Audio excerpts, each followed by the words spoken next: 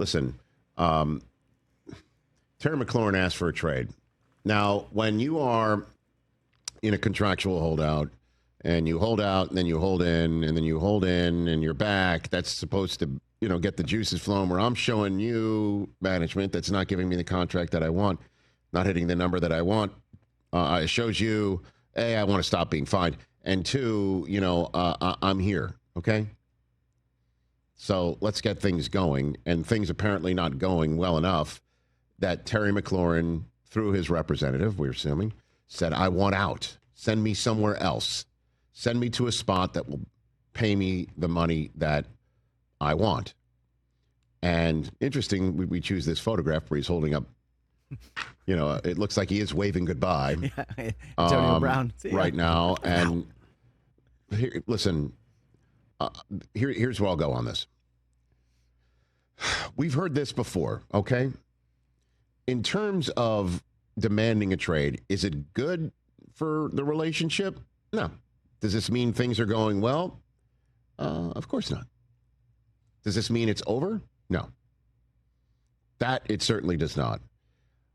Let's not forget, a few years ago, there was one individual who plays at a position that gets paid the most in the National Football League and is rewarded the most, not just in terms of money, but attention and fandom and pressure and all that. We're talking about quarterback.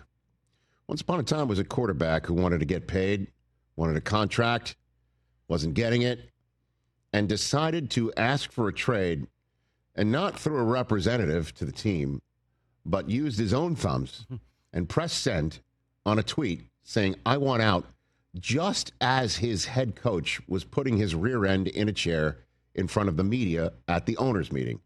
I'm referring to Lamar Jackson of the Baltimore Ravens, and his head coach, John Harbaugh, was just sitting down in front of the media gathered to talk to the coach and the rest of the AFC coaches at their breakfast at the owners' meeting.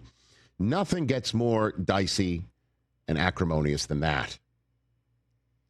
Yada, yada, yada. Lamar Jackson went nowhere. He wound up getting his contract. He is still there. He is 100% the most popular Baltimore Raven. Everyone's wearing their Lamar jerseys everywhere. It's all hunky-dory. Now we'll see if he can make the Super Bowl for the team. So keep that in your mind's eye. Just at the receiver position. It was just at this point last year, Brandon Ayuk had been asking for trades. He was Zooming with Jaden Daniels, who we keep talking about how Daniels and McLaurin are attached. Ayuk played college ball with Jaden Daniels in Arizona State before he went to LSU, won the Heisman Trophy, and became the unicorn that he is in the NFL today. Brandon Ayuk said, I want it out, and he's FaceTiming with guys who he wanted to play with. I mean, he's putting it all out in front of everybody.